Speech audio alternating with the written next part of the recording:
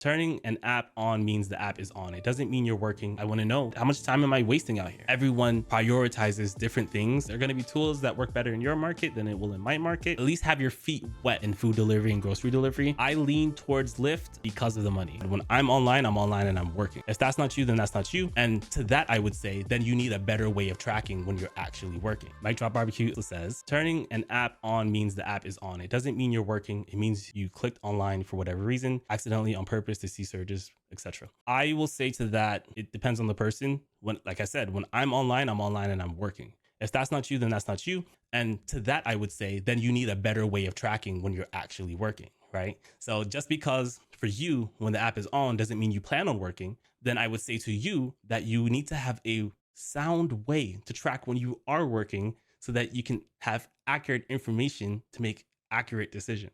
Sure, that the app is on doesn't mean you're working. You could be walking your dogs, which I know is something that you do, but then you need a better way to track when you're actually working. I think that's fair. I don't think that's unreasonable. Mike Drop Barbecue says, I think drivers think if I hit online, then I'm working. I better not hit online. Working is working. Clicking online is clicking a button. And for some drivers, when they click online, they are working. So it just depends on how you treat it. Go Giga says, online time is accurate because the app uses it. I'm not going to say online time is accurate because the app uses it.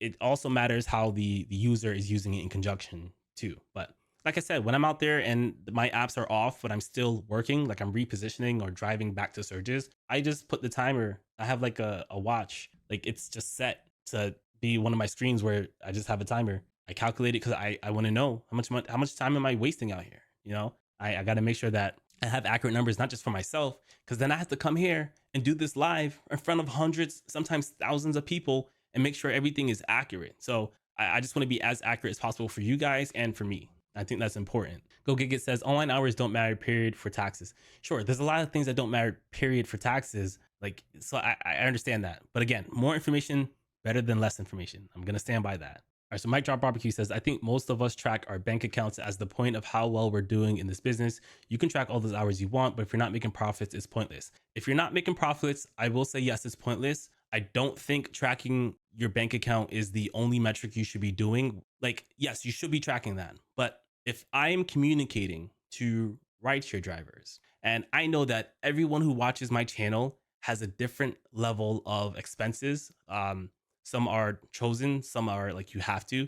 Everyone lives in different places. Everyone prioritizes different things. So comparing, for example, I'm using this example very often. I'm paying off all of my debt, right? That is my goal. I paid off my car last month.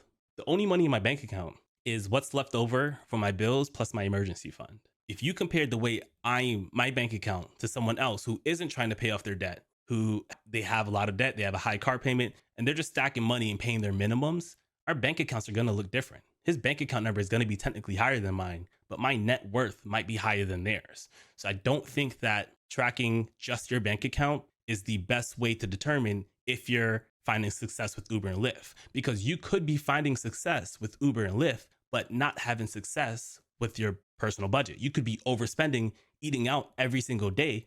Well, that's not an Uber and Lyft problem. That's a you problem. But in order to find and differentiate those problems, you have to be able to look at your business numbers and look at your personal numbers. The more information you have is better. So if you want to look at your bank account, you can. But in addition to looking at your bank account, you need to be looking at your online hours. You should be looking at your active hours. You should be looking at everything. This is not an either or thing. You need to have the most information at your disposal to make the best decision. The Mike Barbecue says, all these hour calculations and folks sitting on $800 in the bank to their name, nothing makes sense in business except profits. If you're not profiting, you're wasting your efforts. And the best way to see if you're making profits or not is by doing accurate accounting of your numbers. I don't disagree with you that if you're not profiting, you're wasting efforts. I just disagree with you on the fact that you think that it's not important to know that information and talk about that information. Mike Drop Barbecue says, employee-minded people chase hours. Imagine business owners tracking their own hours. They don't. They track profits. Business owners are not employees. That's not true, bro. People, like, you need to be able to correlate and value your time. Like, when you figure out a way to quote prices, even as an independent contractor, let's say you're in construction, you're still going to have to think about the hourly pay for your employees, right? Or the independent contractors that you're going to hire. You have to factor all of that into your budget when you give someone a quote. And the more information you have, the better. I don't I don't understand why, objectively speaking, there's no argument that you can provide to me that's going to make me say having less information is better than having more information. That doesn't make any sense. John St. Clair says, first time joining in. Thanks for your videos. The info has helped me tweak how I approach my driving. I love it. I'm so happy that the information I put out helps you. I tried to put out tools, and then I tried to also talk about the best time to use those tools instead of saying, never use this tool just because it doesn't work in my market. There are going to be tools that work better in your market than it will in my market. And the goal here is to learn how to best use your tools. If your only tool is a hammer, then every problem you have, it looks like a nail. But there are ebbs and flows to tools. There are some times where certain seasons are best for tools. There's certain times where things that I wouldn't normally do should be done. So I'm happy that you're gaining some value from my channel. Please hit that like button so you can see more of my videos.